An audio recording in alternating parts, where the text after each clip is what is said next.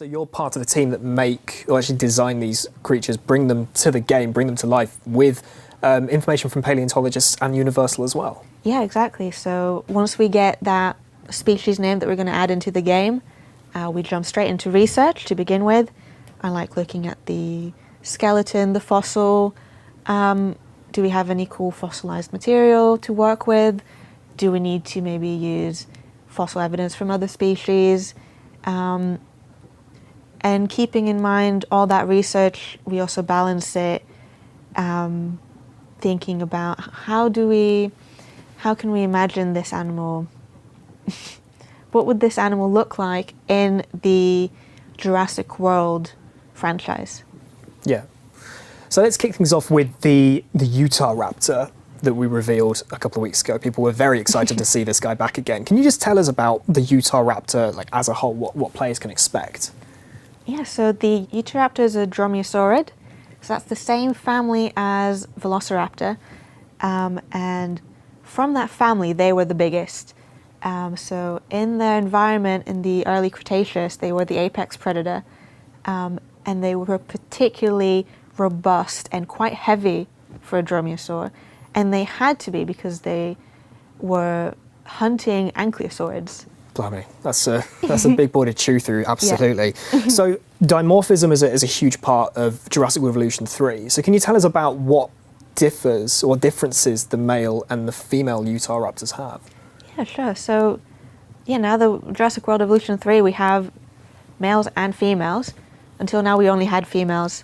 So the differences with the Utahraptor, we went for something quite naturalistic and a little bit subtle, but once you train your eye to see it, you'll feel like a really accomplished ranger.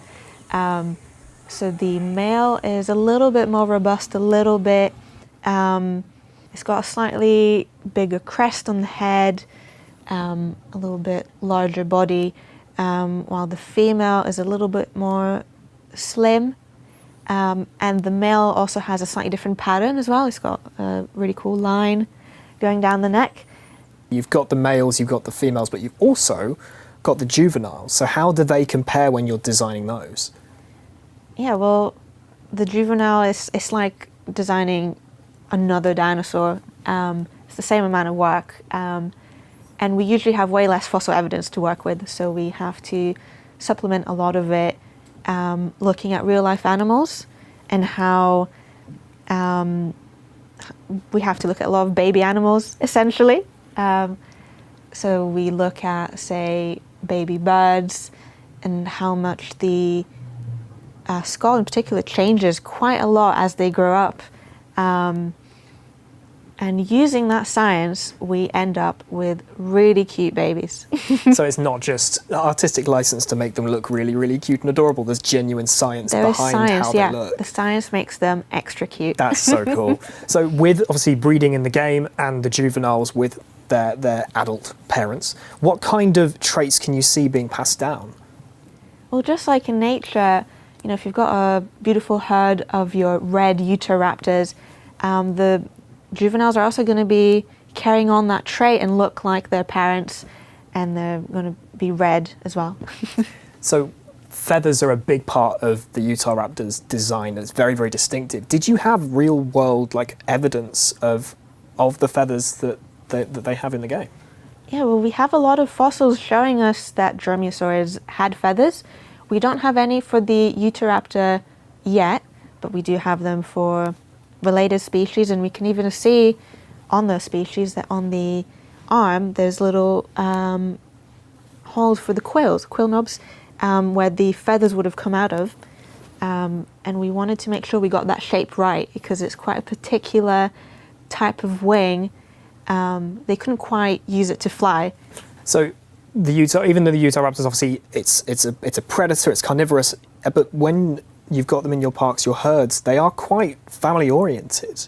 Yeah, they are, and we even have fossil evidence for this.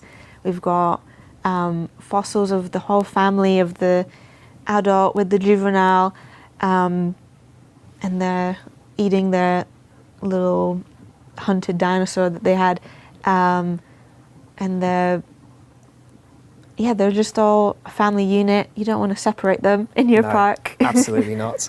So one of the other dinosaurs that we revealed was the Lokiceratops, and I think that one has gone down pretty well with prospective players. Can you tell us more about the Lokiceratops itself? Yeah, so the Lokiceratops is a ceratopsian, and it's been a while since we've had a new one in the game. So this was really our chance to put a lot of love and energy into this one, make it the best it can be. We looked at a lot of fossil evidence, even for the skin, even on the materials on the Lokiceratops itself. We looked at fossilized skin impression from other ceratopsians to really add in those extra science details. Speaking of details, again, we have the dimorphism in Jurassic World Evolution 3. How do the male and the females differ? Yeah, so the Lokiceratops, I'd say, is an example of quite prominent dimorphism.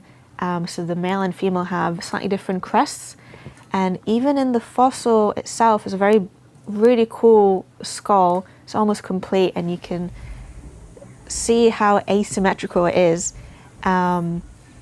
And we represented that in the game as well. So the male and female both have slightly asymmetrical crests with that little bit of lovely natural wonkiness that really makes them feel alive. Yeah, and of course you've got the juveniles as well. How are they to design and compare to the adults? Well, the juvenile, we do actually have skulls of juvenile ceratopsians, and they're really adorable, and they also have quite a different head shape, which was interesting. They've got really big eyes, like they've not quite grown into their crest yet. So that was really fun to reference, and I think our final juveniles are so cute. I think they're one of my favorites. That's amazing. So the moral of the story is, for the Lokiceratops and the Utahraptor, science is quite simply cute. Yes. And I think people are going to be really, really excited to get them in their parks. Emma, thank you so much for joining us today and giving us your insight onto designing these dinosaurs. Thank you for taking the